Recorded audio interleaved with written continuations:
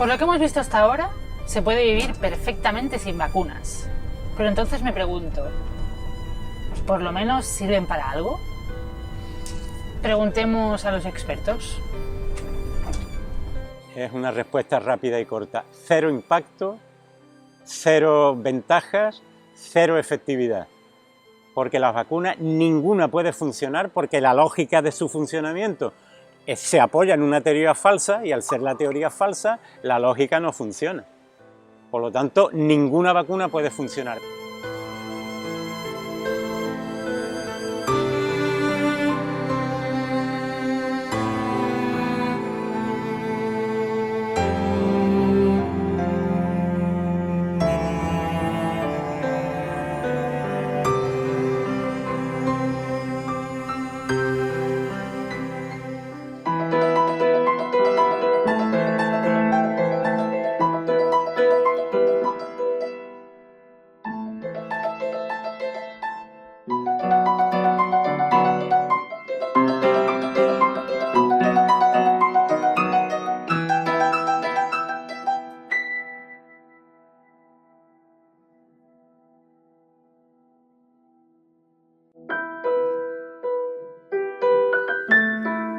Tercera dosis de realidad. ¿Funcionan las vacunas? Empezamos a ver en nuestra praxis, en nuestros años de médico, que las vacunas no funcionan. Es decir, no protegen de aquellas enfermedades que aseguran proteger. Y yo te puedo decir que en mis 40 años de médico me he cansado, por ejemplo, de tratar a gente que padecía gripe habiendo sido vacunado de gripe. La vacuna es que no ha demostrado que sirva para nada. Es decir, se han hecho muchas revisiones. La Cochrane hizo revisiones para niños escolarizados, para personas mayores en residencias, para adultos. Ha hecho diferentes trabajos y diferentes revisiones. Y el experto de gripe de la Cochrane es uno de los mayores expertos mundiales de revisión. Y en todas ellas han declarado que no sirve para nada. He atendido también a muchos niños con sarampión, habiendo sido vacunados de sarampión, con rubeola, con paperas, etcétera, es decir, habiendo sido vacunados de esas propias enfermedades. Por tanto, digamos que la razón más importante que puede llevar a un médico de mi tiempo y actual a plantearse el tema de las vacunas es que no funcionan. Pero es que además la historia de las vacunaciones demuestra que nunca jamás han funcionado.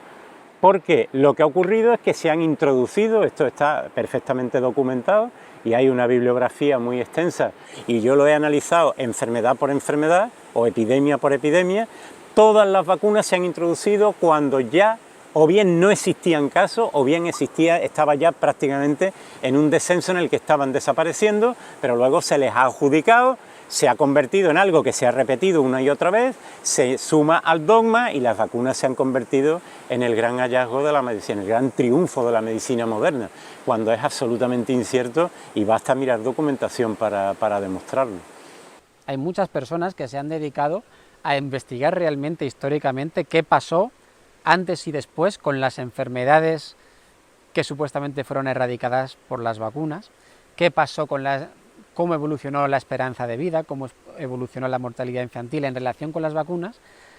Todos los estudios que se han hecho, y hay muchos, en Australia, en Estados Unidos, en España, en Francia. Aquí en España tenemos este de Juan Manuel Marín, del libro Vacunaciones sistemáticas en cuestión. Está el libro de Jesús García Blanca y Enric Costa, de Vacunas, una reflexión crítica.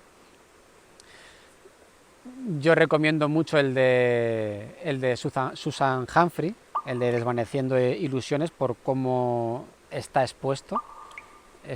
Está expuesto de una forma muy brillante y realmente está documentadísimo. si atiendes a cualquiera de cualquier estudio mínimamente serio que ha profundizado en la evolución histórica de las enfermedades, es indiscutible de que las vacunas no han tenido nada que ver con la reducción de la mortalidad ni con la reducción de incidencia de estas enfermedades.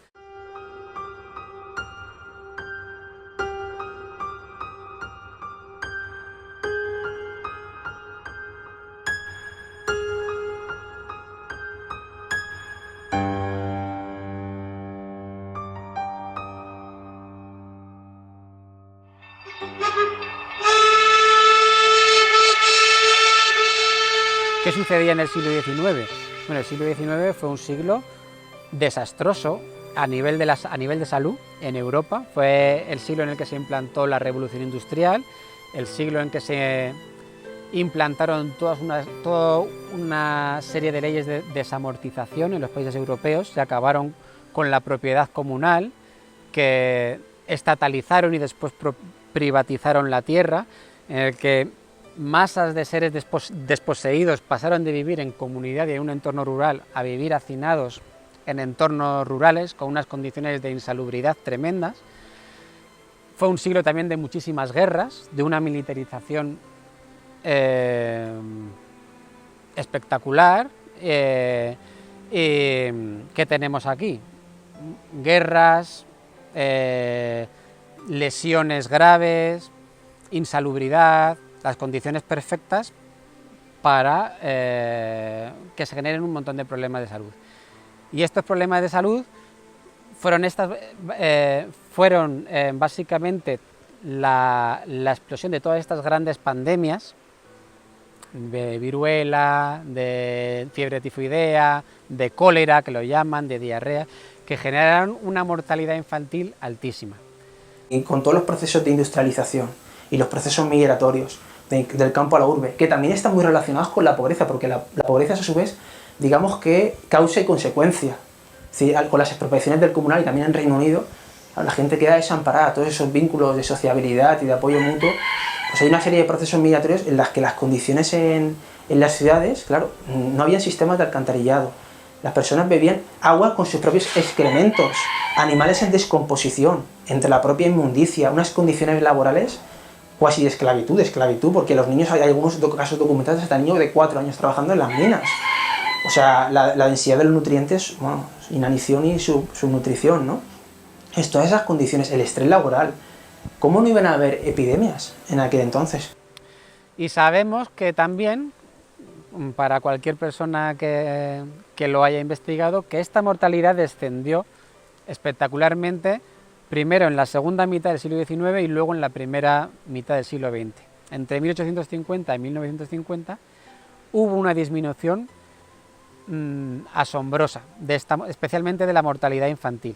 Y esta disminución tuvo lugar antes de la implantación de cualquiera de las vacunas, con excepción de la viruela, que ya estaba desde principios del siglo XIX. La disminución, el resto de las enfermedades, meningitis, tosferina, escarlatina, todas estas enfermedades habían disminuido ya en más de un 99% antes de que se implantaron las vacunas y antes incluso de que se implantaran los antibióticos también. ¿Por qué disminuyeron? Evidentemente porque cambiaron las condiciones de vida.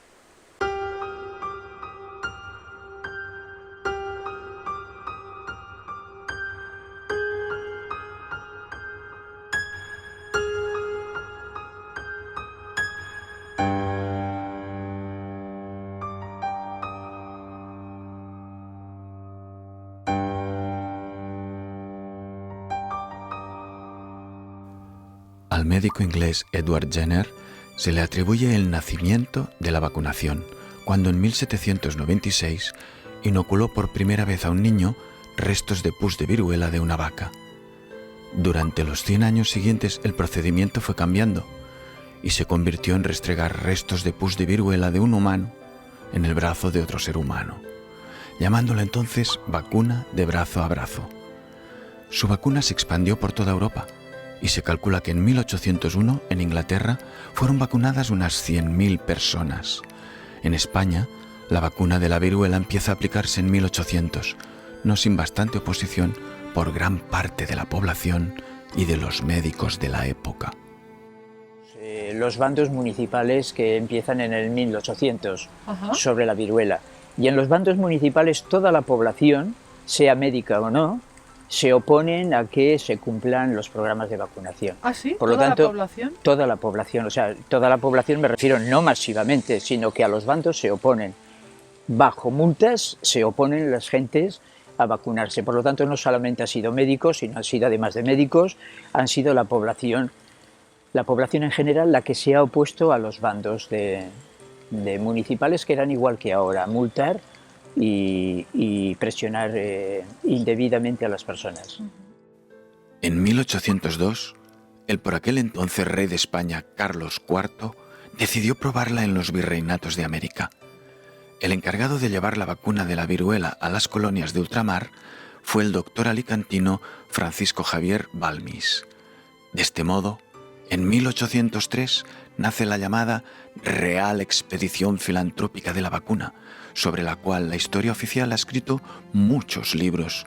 Se han rodado documentales y películas, incluso se han emitido sellos postales. Dado que la vacuna se transmitía entonces de brazo en brazo, se estableció una cadena humana usando a 22 niños huérfanos, los llamados niños vacuníferos. El plan era temerario y éticamente más que dudoso. No solo se les intentaba infectar con pus de vacas, sino que además se los sometía a un viaje marítimo al que muchos adultos ni siquiera sobrevivían. Cuando Javier Balmis llegó a las Américas, para su sorpresa, se encontró con grandes reticencias entre la población local, que no tenían intención de dejarse vacunar, y mucho menos a sus hijos. Ante la falta de niños, Balmis compró esclavos y mujeres para poder seguir con su cadena humana de vacunación, brazo a brazo. En la Nueva España se encontró también con la oposición del virrey, por lo que estableció varias juntas de vacuna, organismos que se encargaron de velar por la distribución del fluido, así como de la captación de los niños que debían ser sucesivamente inoculados, para que no escaparan al control de las autoridades locales. No sabemos qué ocurrió con los 22 niños vacuníferos iniciales, ni con los esclavos que les sucedieron durante los 9 años que duró la expedición filantrópica de la vacuna del Dr. Balmis por tierras americanas y asiáticas. Pero aquí en Europa, ya en 1809, el Medical Observer informaba del fracaso de la vacunación, reportando 535 casos de viruela después de la vacunación, 97 casos letales y 150 casos de lesiones producidas por las vacunas. Pero la industria que las generaba no se amedrentó y empezó a publicar anuncios en la prensa y a pagar generosamente a médicos y cirujanos para que aplicaran la vacuna a sus pacientes, a pesar de la gran oposición de la mayor parte de la población y de la mayoría de los médicos. Ya entonces, las muertes por vacunación y revacunación empezaron a ser silenciadas, no solo por parte de las autoridades, sino también por la prensa. Sobre 1840, cuando médicos y ciudadanos se dieron cuenta de que la vacunación no era lo que había prometido, aumentó aún más el rechazo a la vacuna de la viruela. Los gobiernos tuvieron que aprobar diversas leyes para obligar a las personas a vacunarse. En Inglaterra, la vacunación fue obligatoria a partir de 1853 y en Estados Unidos, Massachusetts, en 1855 se aprobó una ley que obligaba a los padres a vacunar a los niños antes de los 2 años y que prohibía su admisión en las escuelas públicas si no estaban vacunados de la viruela. Todo esto llevó a diversos disturbios y manifestaciones en contra de las vacunas en numerosas partes del mundo.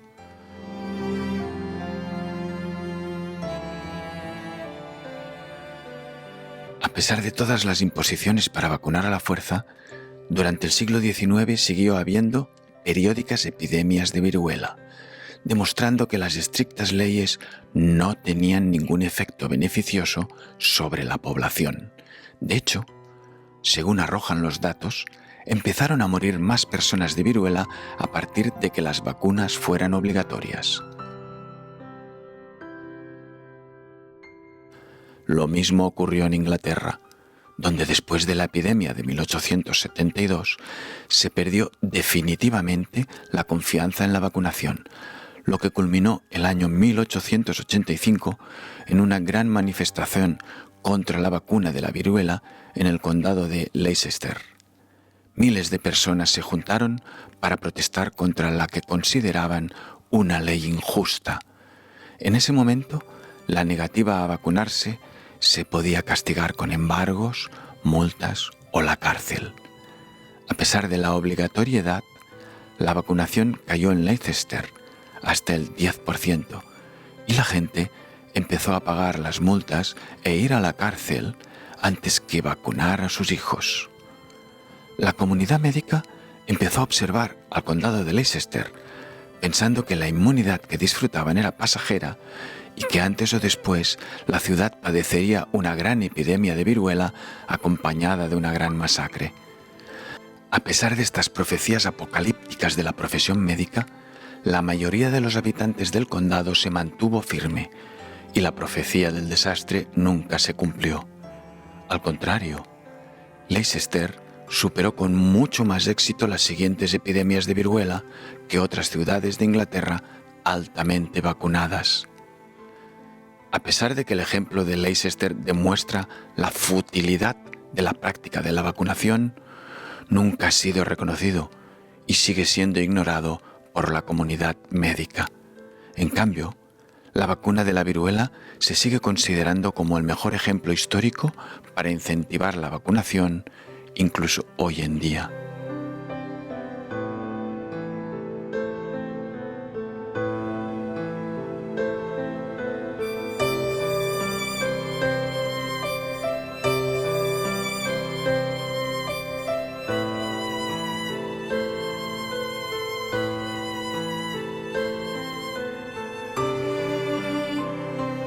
Los primeros médicos industriales que quisieron, introducir la práctica de las vacunas no podían utilizar a la población civil porque estaba bajo el cuidado de los médicos antivacunas. Entonces utilizaron población soldadesca, es decir, a soldados y a huérfanos. O sea, utilizaron a población que no podía decidir libremente si les vacunaran o no. Por ejemplo, está el ejemplo de los soldados españoles que participaron en la guerra de Cuba y que la propia historia dice que hubieron 64.000 bajas. Y resulta que de esos 64.000 bajas, solamente aproximadamente 2.000 fueron bajas de guerra, de combate, bajas que murieron en las batallas que se hicieron allí. 62.000 de los soldados que fueron a Cuba fueron bajas sanitarias, es decir, murieron en la enfermería y murieron. Como no se detectó ningún envenenamiento de las aguas ni de los alimentos, cabe pensar que murieron por las vacunas que les inyectaron a toda esa población de soldados.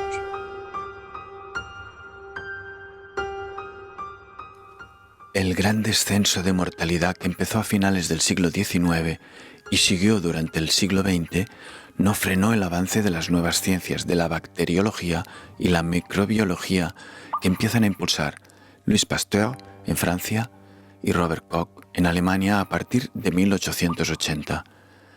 Animados por los microbios que han descubierto tras el microscopio y acusándolos de ser la causa de todas estas enfermedades, sin que exista ninguna prueba de ello hasta ahora, empiezan a experimentar con nuevas vacunas, como la de la diarrea crónica intestinal, el anthrax, la rabia, la peste, el tétanos o la difteria. También en España tenemos nuestro particular inventor, el doctor Jaume Ferran, que en 1885 experimenta en tierras valencianas con una vacuna contra el cólera. Ocurrió que un médico industrial, pro vacunas y pro teoría de la infección, llamado Jaume Ferran, también, como no podía inocular esas vacunas suyas a la población civil, cogió a población huérfana. Y en los anales de la historia de la medicina de Valencia está perfectamente relatado que inyectó las primeras vacunas contra el cólera a una población de huérfanos en Valencia y murieron todos. Murieron incluso las monjas que llevaban el orfanato, que se ofrecieron como voluntarias para dar ejemplo quizá y tal, murieron todos. Sin embargo, eso no le costó al médico en cuestión ningún tipo de reprimenda, ningún tipo de juicio. Es más, recibió grandes premios científicos por introducir la vacuna del cólera en España. Pero en realidad esa vacuna del cólera, que por cierto hace décadas que está prohibidísima, mató a toda la población huérfana a la que se le administró. Take something like cholera, which occurs in disaster areas mainly. Yeah? That's where we see peaks. What kind of, it's with natural disasters, floods or earthquakes, big earthquakes, whatever. People have lost everything. Nothing functions anymore. Houses gone, no food, no water, no help, nothing. Yeah? These are desperate situations in which people don't really see a way forward. They don't see life continuing. Cholera appears as a way of just finishing life. Cholera disappears out of those areas, not by vaccination, not by any medication, but mainly by aids. I mean, helping people. You bring food, you bring shelter, you bring fresh water, you separate the sewage, and all of a sudden cholera is gone. Yeah? Of course, allopathic medicine is clever enough to make sure that when they get you food and fresh water, they also give you medicine. And then you confuse the picture. But before that, before allopathic medicine, there were natural disasters, there were cholera outbreaks, and they disappeared by themselves. By themselves, yeah? That happens all the time for everything else. All other diseases that we name. Just as I said if you go to a area with cholera, make sure you take some medication with you. Give those people a medication and then you go, we saved you. This is called manipulation, I think. Yes, this is manipulation, this is plain lying, this is deceit, this is all of that. A criminal also. Yes, but apparently it's legal.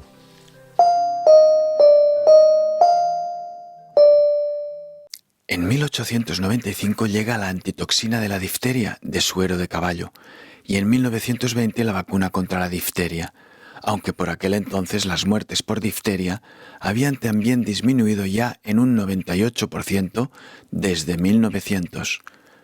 Hay que decir que, en la actualidad, gracias al conocimiento científico, no queda ni rastro de aquellas vacunas de primera generación contra el cólera, el paludismo o las disenterías. Fueron retiradas con horror del mercado médico industrial entre los años 30 y 50 del siglo XX. Las vacunas a las cuales se atribuyen estas virtudes milagrosas, si se aplicasen ahora, los fabricantes y los médicos serían enviados a la cárcel por intento de asesinato de la población, porque eran unas composiciones absolutamente aberrantes, con cantidad de elementos peligrosos, etc. Se empezaron haciendo las pruebas con presos, con orfanatos y con soldados, como que si morían y enfermaban, nadie protestaba, pues entonces se fue haciendo todo un mito de los beneficios de las vacunas sin ninguna base, ningún tipo. Y sé que esto puede escandalizar a cualquiera que lo oiga, si lo oye por primera vez. Mi petición de nuevo es que se abra, que si me atrevo a hablar así rotundamente no es por casualidad y no es solo mi experiencia, me apoyo en la experiencia de cantidad enorme y muy antigua, y aquí he traído un libro, por ejemplo, que se llama, en inglés, Horrores de la vacunación del 1920, o sea que ha hecho ahora un siglo, y pone los pelos de punta, pero es que he encontrado una lista donde hay 25 libros más que van desde 1856 hasta 1968, una recopilación de libros. Esto es solo en inglés, si aquí le añadimos alemán, francés, etcétera, saldría una cantidad enorme de libros escritos ya entonces, ¿no? Y aquí es muy interesante también que he encontrado un artículo publicado en JAMA del 2 de agosto de 1919, donde se explica los esfuerzos hechos para ver cómo con la famosa gripe española, cómo había contagio.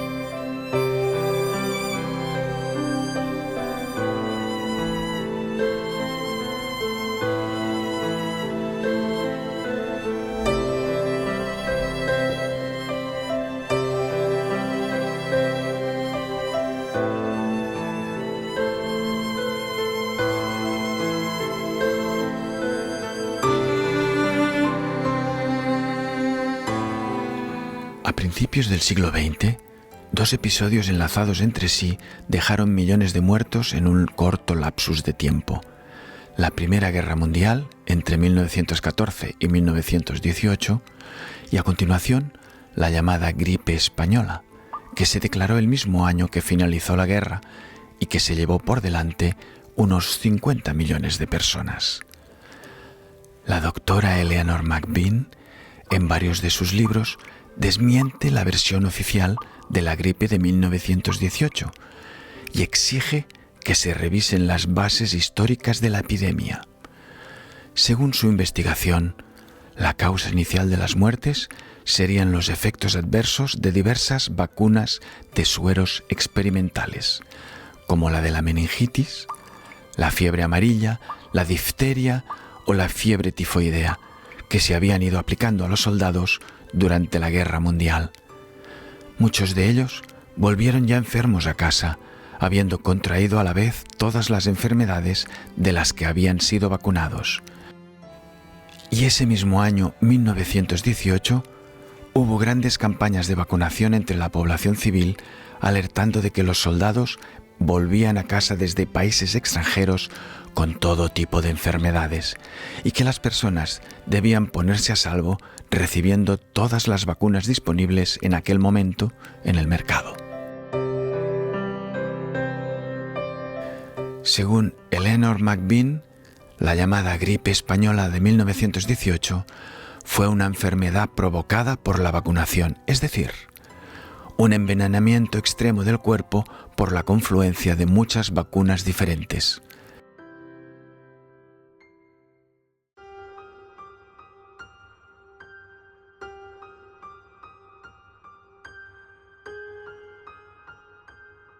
Durante los 2 años que duró la epidemia, se limitó el movimiento de las personas, se utilizaron mascarillas, se cerraron tiendas, escuelas, negocios e incluso hospitales.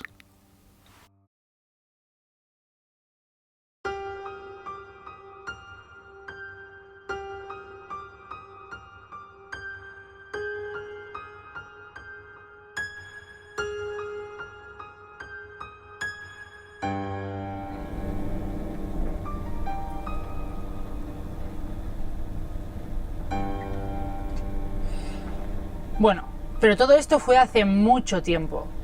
Supongo que con la segunda generación de vacunas tuvieron más éxito.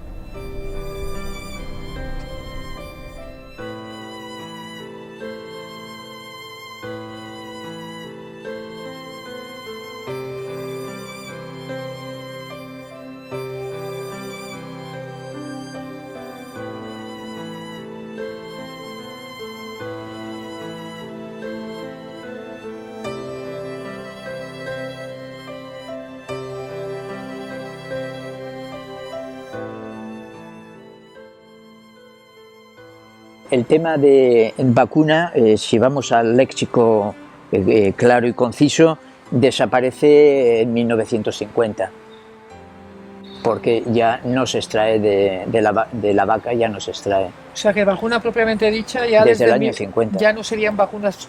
Cuando dejan los sueros de hacerse, que es la década de... Que vacuna viene de vaca, ¿no? De vaca. Ya. Ya y no ha habido otra definición que englobe el término vacuna. No. Seguimos con esa. Correcto. El segundo término es como producto inmunitario, que es cuando empiezan en los laboratorios a fabricarse las vacunas, pues de polio, a través de ya se descubre lo que es la bacteria, el virus, y ya se empiezan a manipular, se hacen, cultivan, crecen, se reproducen, se inyectan y tal. Ahí es un producto inmunitario. En los años 30 y 40 se desarrollan las primeras vacunas para la gripe, cultivadas en huevos de gallina. En un principio, solo fueron administradas a los militares y a partir de 1945 al público en general. A finales de la década de los 50, la novedosa técnica de cultivar virus en tejidos ofrece la posibilidad de patentar la vacuna de la polio.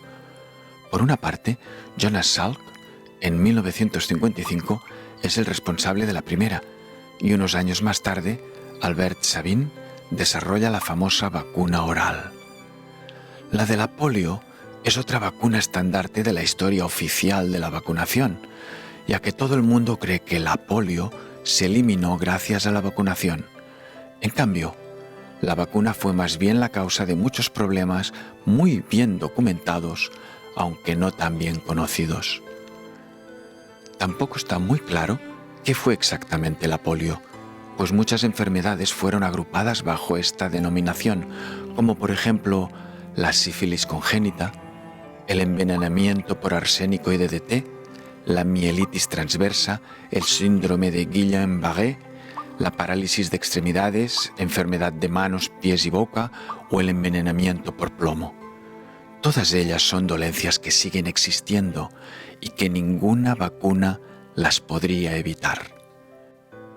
En todo caso, lo que sí está bastante claro es que la parálisis de la que el mundo fue testigo en la primera parte del siglo XX se debía en gran parte a las toxinas presentes en el ambiente, como el DDT, el plomo y el arsénico, sustancias hoy prohibidas, pero usadas muy alegremente en aquella época en los hogares y la higiene pública. Además, la llegada de la vacuna de la polio coincidió con la instrucción de un cambio de criterio en el diagnóstico de la enfermedad. Mientras antes podía diagnosticarse poliomielitis solo a las 24 horas de haber sufrido una parálisis, a partir de ese momento se exigieron un mínimo de 60 días con parálisis para poder hacer un diagnóstico de polio. Este criterio disminuyó rápidamente los casos, lo cual se atribuyó, obviamente, al éxito de la vacuna.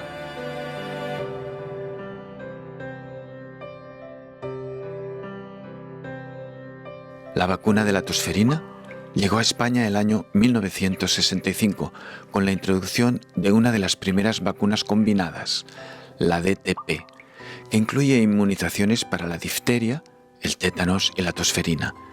Desde el principio hubo problemas con esta triple vacuna, lesiones neurológicas y algunas muertes asociadas. Muchos médicos se quejaron diciendo que no se entendía cómo se podía justificar la promoción de la vacunación masiva y universal de una enfermedad tan leve como la tosferina, de la que la mayoría de niños se recuperan sin estar vacunados. Pero de nuevo, no fueron escuchados. En 1968 se introdujo la vacuna del sarampión, aunque esto ocurría después que las muertes por sarampión hubieran descendido en un 99,9% durante el siglo XX. Cuando a un médico, a una persona pro vacunas que se ha mirado también la literatura, le dices es que el contagio no es lo que te están contando, o las vacunas no hacen lo que te están contando, claro, ellos en su imaginario lo que les han enseñado es modelo animal muy susceptible. Entonces, en esas condiciones experimentales, si hacen un grupo de control y a uno le aplican la vacuna, el otro no, y después les ponen el germen, sí, aparentemente la vacuna está haciendo algo, porque uno tiene síntomas y el otro no.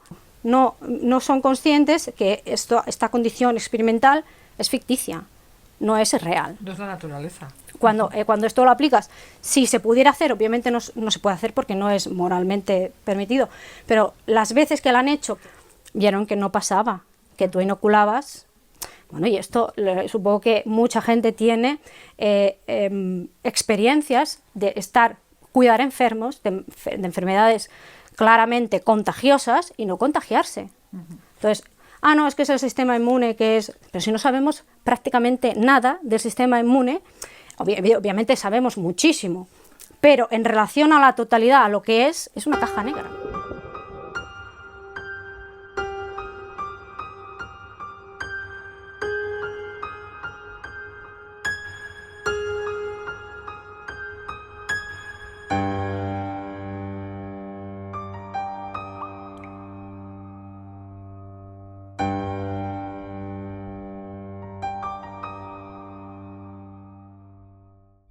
Y que si tú haces un ensayo de efectividad, que es grupo control, grupo tratado, y mirar con el tiempo cuáles desarrollan la enfermedad y cuáles no, no hay para la polio sin sesgos, para la viruela no hay nada, para el tétanos tampoco hay, y bueno, te estás fiando de algo que sí que a veces ha podido funcionar experimentalmente, pero no sabes si a la hora de verdad funcionará. En 1973, en España, debemos al doctor Agustí Pumarola, becado por la OMS para estudiar en el Instituto Pasteur de París, la propuesta del Plan de Vacunación Continuada de la Población Infantil de Barcelona, que fue el precedente del calendario nacional que se implantó en España el año 1975. A partir de este año, se establece un carnet de vacunación para cada niño, donde se anotan todas las vacunas que va recibiendo a lo largo de su infancia.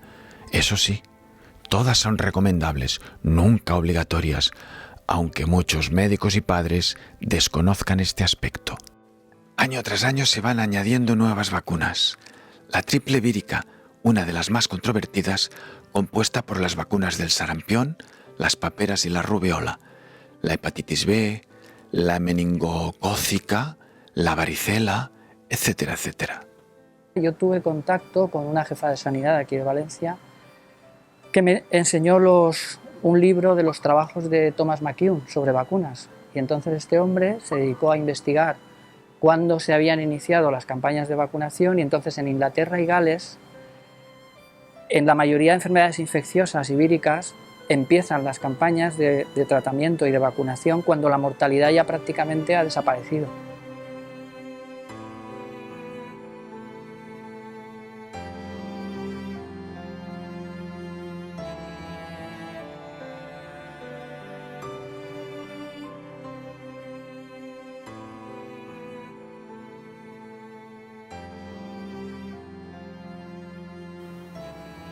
Entonces, claro, si nos atenemos a esos estudios y se puede extrapolar Inglaterra y Gales a España, Francia o Alemania, pues entonces todos los tratamientos, la mayoría de tratamientos se han aplicado cuando la mortalidad ya prácticamente es nula.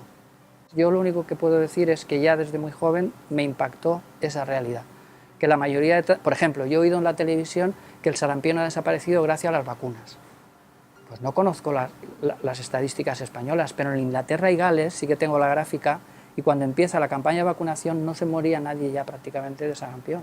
Entonces, que me digan que es por las vacunas, pues eso me parece que no es verdad.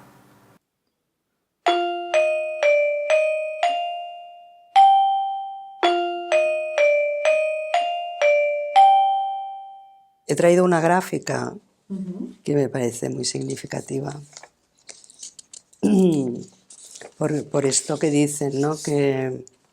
que las enfermedades infecciosas, el único tratamiento que tienen son, bueno, aparte de los antibióticos, las vacunas, que es lo único que puede prevenir una enfermedad infecciosa. Y sabemos que no es cierto, que en todas las epidemias, enfermedades infecciosas, siempre hay un pico y luego eso va bajando, ¿vale? Y baja antes de empezar la vacunación. Este es el caso de la difteria. Estos son los casos de enfermedad, y aquí es cuando se pone la vacuna. Y mira, ya estaba abajo de todo. Cuando está abajo del todo. Y las muertes igual. Esto es el caso de muertos, y aquí es cuando se pone la vacuna, que ya estaba abajo de todo. Y esto con todas. Pero esto con todas las vacunas, me parece a mí, ¿no? Con todas las Sí, enfermedades. yo he traído este caso, pero... Cierto día cae en mis manos un artículo que era un fragmento de un libro de Susan Humphries, que es una médico, crítica con las vacunas. El libro se llama Disolviendo ilusiones. Y bueno, en ese fragmento está totalmente referenciado. Es decir, cada afirmación que esta mujer hace tiene una referencia bibliográfica. Entonces, claro, dije, bueno, pues y lo que dice, vamos a ver, vamos a contrastar si lo que dice es verdad.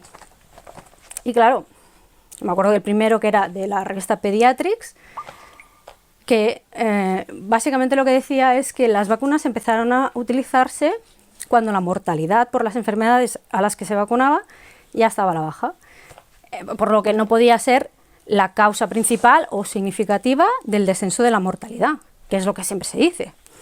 Claro, esto fue un shock, ¿no?, al principio, y posteriormente dije, bueno, esta mujer está hablando de Estados Unidos, ¿qué pasa con España? Y empecé a buscar un poco de historia sobre la mortalidad, en especial del siglo XX. Encontraban básicamente pues tesis doctorales que hacía gente, y ya veías un poquito también esa crítica a que la mortalidad hubiese bajado por acciones médicas en general. Y después tuve la suerte de que encontré un artículo del Instituto de la Salud del Carlos III, que es el centro de referencia español para la vigilancia epidemiológica, por lo tanto, más oficial que esto pues no hay nada. Y había un análisis de la mortalidad, no, el análisis de la sanidad durante el siglo XX. Era perfecto, porque además bastante amplio, muchos datos, muchas gráficas, y lo veías claramente, que esto que había pasado en Estados Unidos también pasó en España. Y después, valiéndome de la historia de las vacunas, de la propia AEPET, es decir, un link de allí, historia de las vacunas, con todas las fechas, veías que cuando se empezó a aplicar la vacunación masiva, la mortalidad, bueno, lo que te decía, está muy baja. Y cuando entra en las enfermedades infecciosas, tiene 12 como principales. Entonces, si tú ves el gráfico de todas las 12, es el gráfico 32, de todas, pues ves que la primera mitad de siglo, bueno, hay una tendencia a la baja de la mortalidad. Tienes el pico de la gripe, que esto, bueno, conflicto bélico, pico. No todas las enfermedades, pero muchas, si ves enfermedad por enfermedad, ves el pico de la guerra civil. También se ve. Y bueno, hacia los años 50 baja y queda una mortalidad residual. Claro, puedes decir, es que afectaron en esa mortalidad residual. Dices, espérate, porque a lo mejor esa mortalidad residual, la enfermedad a la que está asociada no es vacunable. Y efectivamente, la enfermedad, hay varias enfermedades, pero la que más provoca mortalidad a partir de los años 50 es la neumonía. En la neumonía durante todo el siglo XX no se vacuna y es la que más provocaba mortalidad.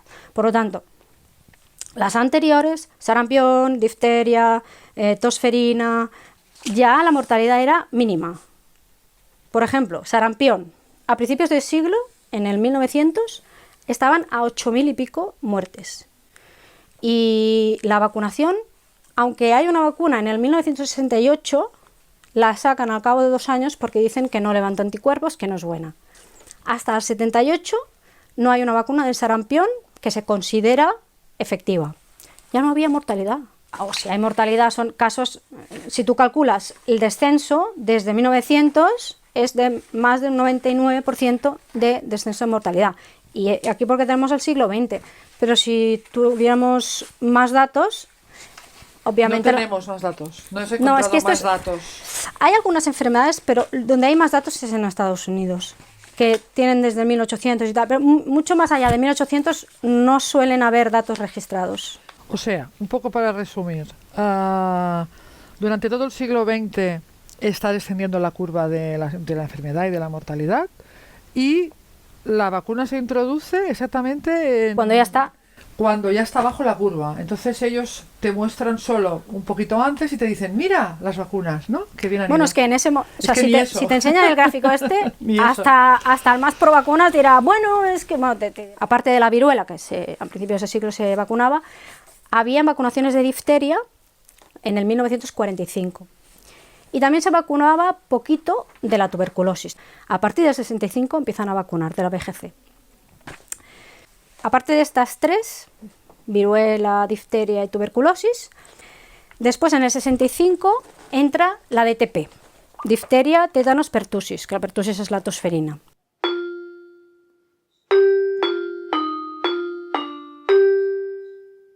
Una de las más peligrosas, ¿no? Creo que... La DTP se le decían la vacuna de la ruleta rusa. ¿Quién? Noticias de la época de los 60. ¿En serio? Sí, porque era la celular. Cogían y ponían la célula de la tosferina entera. Y eso, no sé por qué razón, porque tampoco lo he investigado, eso provocaba unos efectos adversos mucho más graves. Entonces, ¿qué se decidió hacer? Tomar 3 partes de la bacteria, 3 antígenos, y hacer la vacuna con esos 3 antígenos. Por eso ahora se llama DTP-A, A de acelular, porque no cogen toda la célula, sino es acelular, no tiene la célula entera. Y esta, pues vieron que tenían menos efectos adversos. Pero ahora se han encontrado que, como las bacterias son tan listas, o eso dicen ellos, ahora circula una bacteria de tosferina, una bordetella pertussis, sin pertactina, que es uno de los antígenos de los 3 que ponen. Y esa cepa afecta más a los vacunados que a los no vacunados. Entonces tenemos brotes de tosferina aún en vacunados. Entonces, y siguen vacunando, no pasa nada. Es que ellos dicen que evita la mortalidad, que gracias a ya no muere. Entonces eso es falso. Eso sería la mayor mentira sobre las vacunas.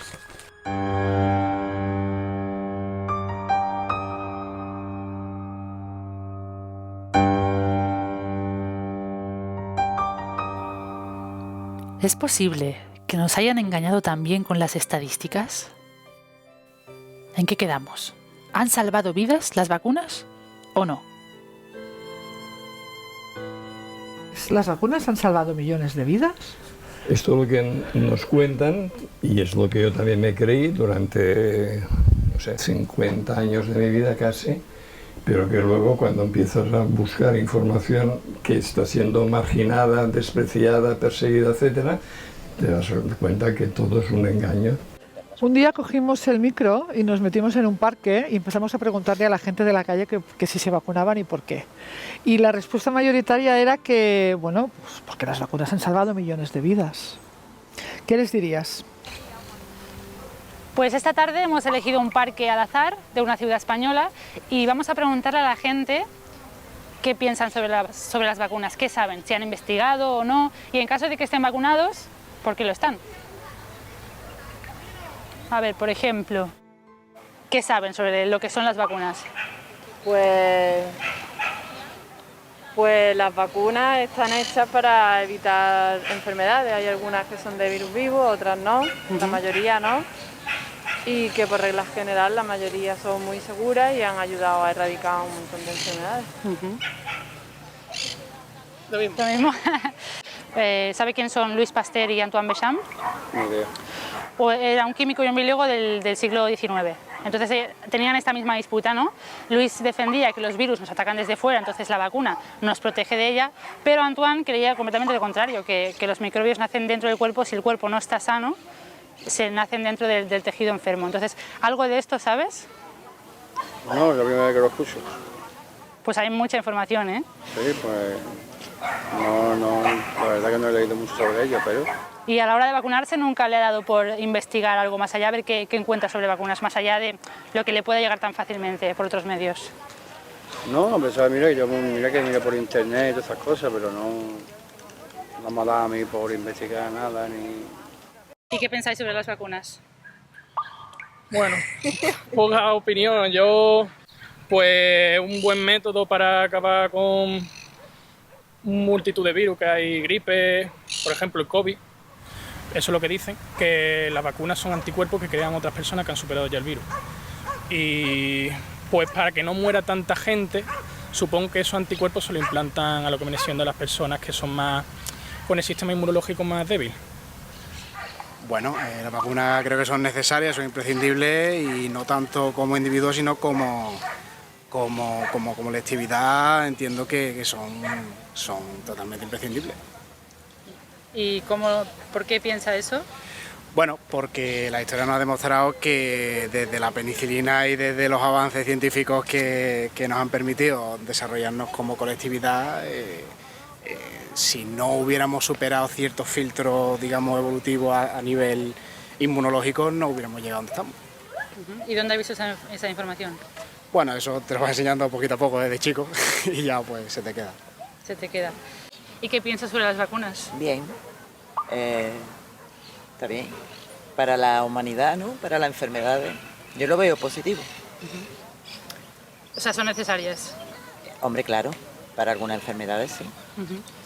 ¿Y qué sabe? O sea, ¿ha investigado sobre las vacunas, sobre lo que llevan, para qué son?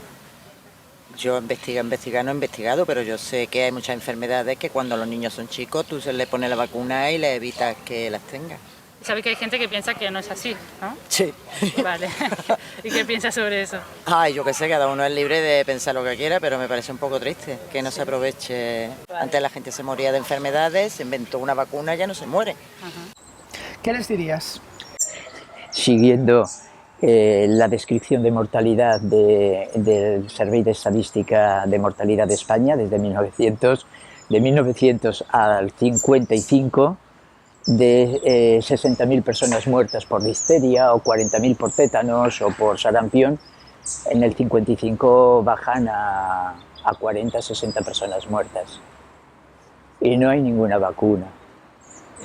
Desde 1900 a 1955, por lo tanto, no me digas, en estas personas entrevistadas, no les podemos hacer la pregunta así, sino ¿usted considera que de 1900 al 55 las vacunas sirvieron para algo? No había, y la mortalidad bajó el 99,9%.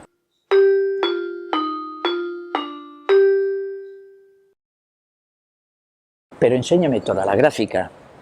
Y entonces el que es entrevistado le enseñas la gráfica y dirá, pero si aquí no había vacuna, y bajó la mortalidad, y aquí ya empezaban las vacunas, y continuaba bajando la mortalidad.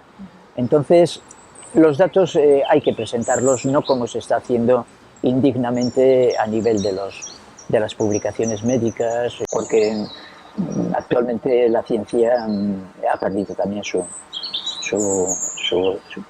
centro, su sentido.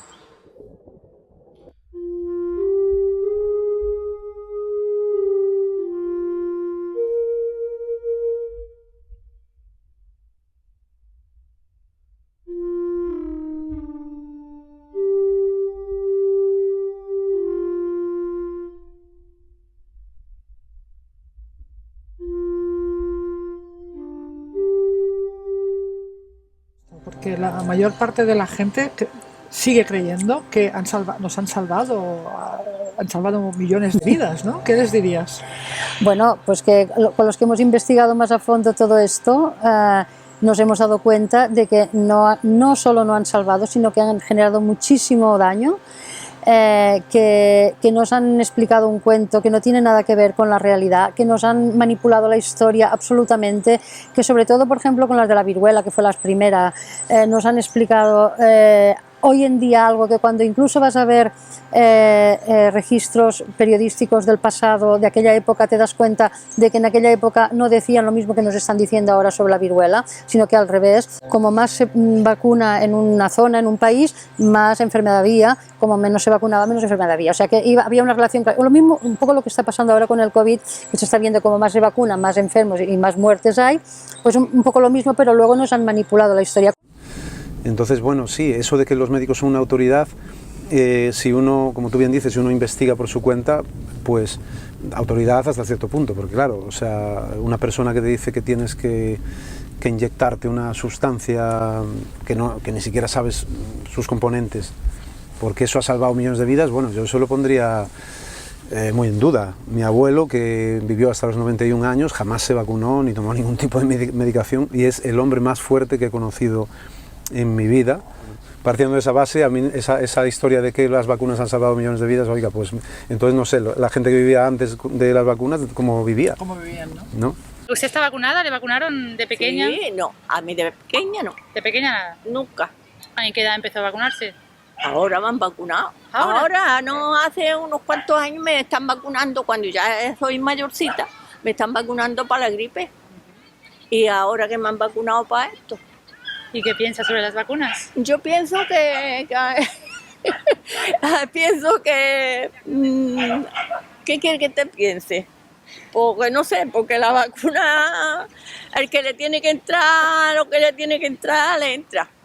Claro y el que no, pues se escapa y no le entra. Exacto. Sin vacuna ni nada, vaya.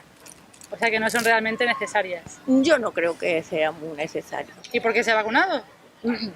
Porque me llamaron y tampoco no puede una decir, no voy.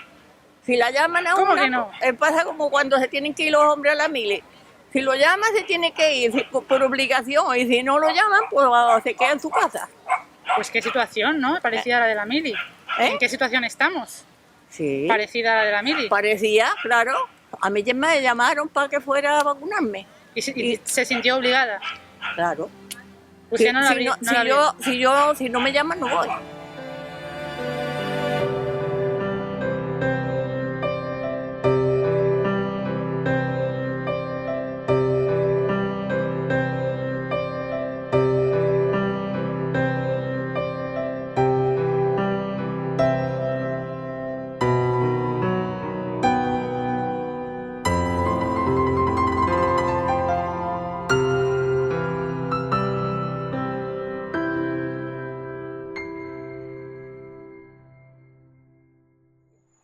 Pero després hay la tercera etapa, 1980, que es un producto genético. No ahora son genéticas. Desde que se hacen por ingeniería genética en 1980, ya es genético. Con esta última fase, que es la de la tercera, pero con el añadir un RNA mensajero. Pero en 1980, como producto genético, es cuando empieza la historia eso no es nuevo. de la Lo que es nuevo es lo del ARN. Correcto. Que incide en los genes nuestros, evidentemente, pero no ahora, 2020, sino desde 1980, con el proceso de fabricación de ingeniería genética. En 1980 aparecen las vacunas llamadas recombinantes o de ingeniería genética. Se aísla el gen de un virus o una bacteria y se introduce en un embrión, tejido fetal o cepa celular para que ese tejido reciba su información genética y se ponga a producir las proteínas antígenos deseadas.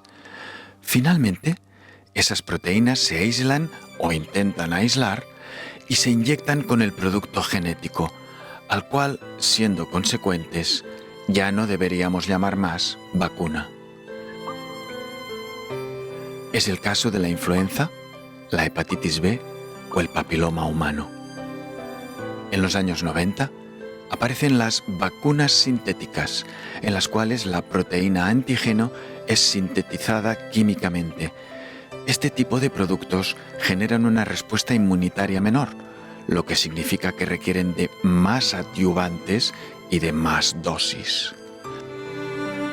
A partir del 2021 se da un paso más introduciendo en el producto genético una molécula de ARN mensajero.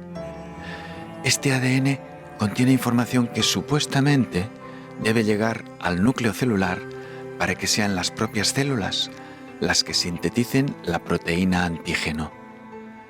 En realidad, esta tecnología tiene enormes lagunas teóricas porque, entre otras cosas, se desconocen los complejísimos sistemas de regulación de expresión génica de las células y hay un gran escepticismo de que esta tecnología pueda funcionar. Viene desarrollándose desde hace 20 años a nivel experimental en animales, con resultados muy pobres, y ha saltado de repente a su uso en humanos en el 2021, con el fenómeno COVID. A medida que la tecnología se hace más compleja, las lagunas teóricas y prácticas en cuanto a lo que ocurre realmente a nivel fisiológico se agrandan y se requiere del empleo de más dosis y de más y más sustancias tóxicas para alcanzar los resultados deseados por sus fabricantes. De este modo, a pasos de gigante, el año 2021 se llega a un total de 47 dosis de inmunizaciones que reciben los infantes españoles desde su nacimiento hasta la edad de 18 años. A estas 47 hay que añadir las 2 dosis recomendadas contra el COVID-19 el año 2022, lo que hacen un total de 49 dosis. Este es un número importante de inmunizaciones para un cuerpo humano en formación, sin duda. Y más si consideramos que a mediados del siglo XX el peligro de muerte por enfermedades infecciosas había pasado a ser prácticamente insignificante. ¿Por qué, pues, tanto interés en las vacunas? O sea que no consideras que sean necesarias. Considero que no son necesarias y no solo que no son necesarias, sino que no son recomendables. Simplemente no son recomendables ni necesarias. O sea, es algo que te merma tu salud, sencillamente. Y sobre todo, pues no sé cómo serían las del principio, aunque también tenían muchos problemas, ¿no? Cuando Edward Jenner, cuando el accidente de Lübeck, cuando murieron tantos niños con la tuberculosis en Alemania. Pero las últimas son ya diabólicas, ¿no? No sé cómo están diseñadas, ¿no? Que son de ingeniería genética desde hace bastante tiempo, no son ahora. Eso ya ha ocurrido hace tiempo, ¿no? Pues incluso antes de terminar el siglo XX. Ya con la triple vírica, con las cosas ya se empezaron a hacer las vacunas víricas, cultivarlas en células embrionarias humanas.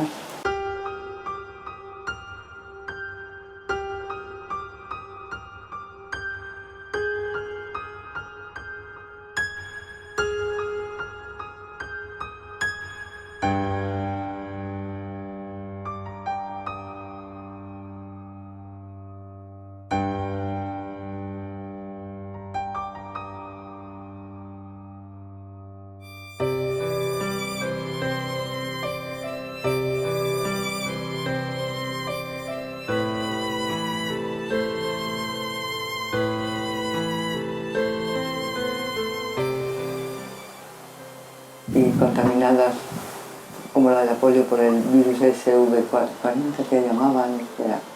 O sea, ha habido una historia súper abigarrada y bueno, no hablemos de los coadyuvantes, ¿no?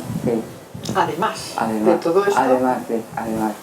Hay que ver lo manipulables y lo barato que resulta manipular las estadísticas. O sea, estamos viviendo ahora una falsa pandemia Y las estadísticas, bueno, o sea, se manipulan con una facilidad tremenda.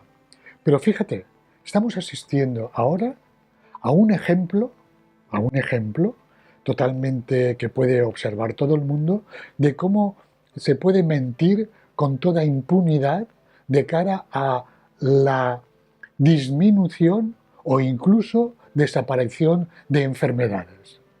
Como sabéis, desde hace un año, según esas estadísticas, ha desaparecido la gripe. ¿Cómo ha desaparecido la gripe? Pues sustituyendo el nombre de gripe por el nombre de coronavirus, de COVID-19. Nada es lo que parece. Pero ¿ha desaparecido la gripe? Yo la he pasado hace unos meses. Es decir, y he atendido este año a varias personas con gripe. Y tenían gripe porque las he atendido yo, que conozco la gripe y les he dicho, usted tiene gripe, y se han curado de esa gripe. Pero si hubieran ido al hospital, les hubieran dicho que tienen COVID-19, porque según los hospitales y las estadísticas oficiales, la gripe ha desaparecido, le han cambiado de nombre.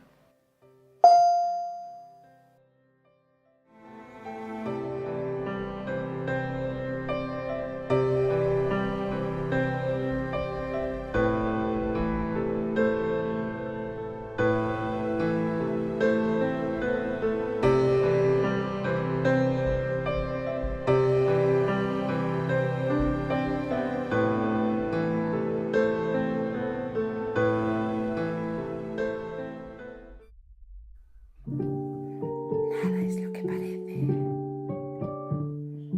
Nada es lo que parece.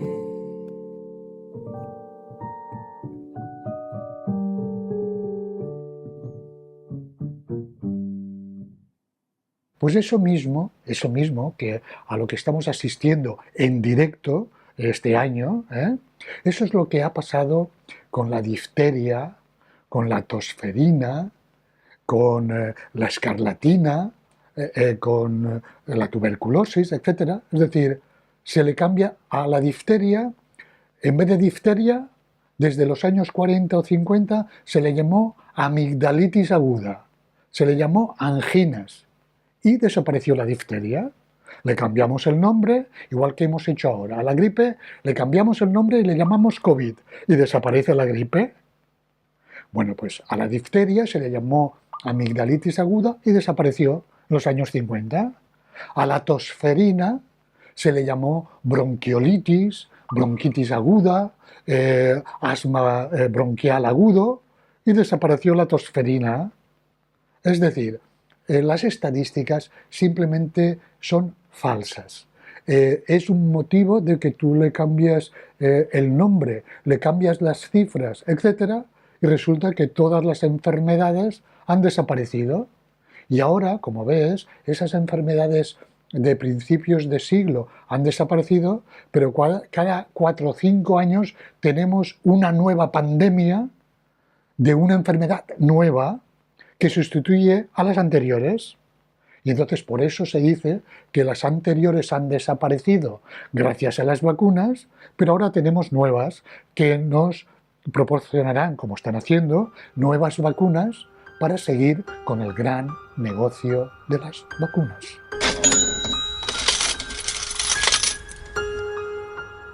De repente, tenemos que parar por un rebaño de cabras que está cruzando la carretera. Y me hace reflexionar. A los médicos les enseñan en la universidad que las vacunas han erradicado las enfermedades. ¿Pero qué enfermedades? Si lo que han hecho es falsear las estadísticas o cambiar el nombre a enfermedades que antes ya existían. Me pregunto qué hay de verdad, por tanto, en lo que llaman inmunidad de rebaño o inmunidad de grupo. Si nuestros expertos nos están diciendo que las vacunas no funcionan a nivel individual, ¿cómo van a funcionar a nivel grupal? La inmunidad de rebaño no existe, es una quimera, y con nuestra opción de libertad de vacunación nosotros hacemos es que los demás seamos totalmente cooperativos, solidarios, que los demás no vivan los perjuicios de las vacunas. Es que además de estar en la libertad de vacunación, el que no quiera vacunarse, que no se vacune, y el que quiera que se vacune, estamos diciendo que los que quieran vacunarse, con nuestra actitud, estamos mejorando las condiciones de su vida. Es decir, que yo, porque no me vacune, no te estoy perjudicando, al contrario, te estoy beneficiando. Por lo tanto, esa entradilla o esa que hace la opinión oficial de que nuestra libertad está perjudicando a otros, es mentira. Al contrario, la estamos beneficiando. Porque las vacunas prácticamente no han servido y además está perjudicando. Y además está produciendo cambios en nuestra estructura. Por lo tanto, es que nuestra decisión de no vacunar es potente y solidaria. Evidentemente que sí. Por lo tanto, no perjudicamos la libertad de ninguno. Por lo tanto, que nos dejen con la libertad en relación a los demás también. Que nuestra actitud es muy positiva en relación a los demás. Por lo tanto, ni hay protección de grupo, ni hay que perjudicamos a los demás. Al contrario.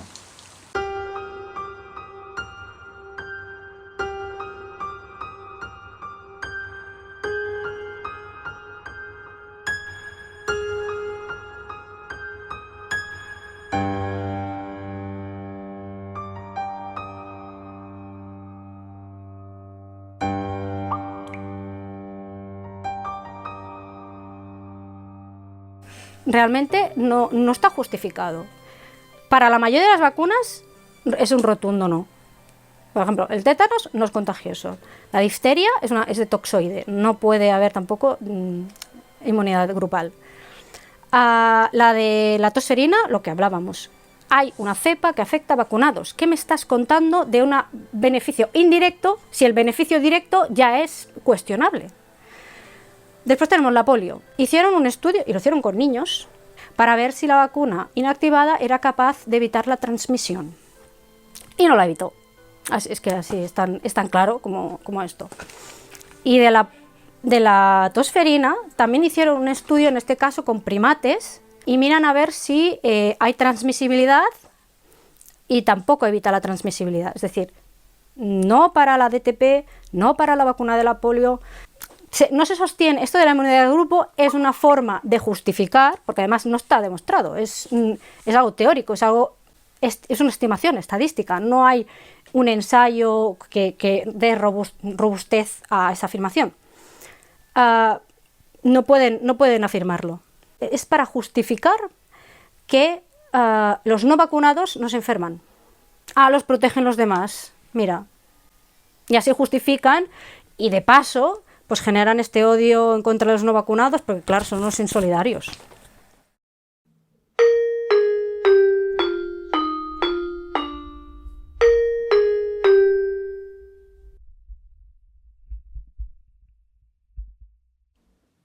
Si quieres saber qué contienen las vacunas, te lo explicamos en el siguiente capítulo. ¿Qué nos jugamos realmente cuando nos inyectamos una sustancia que nadie sabe bien qué contiene? Esto empieza a darme un poco de miedo.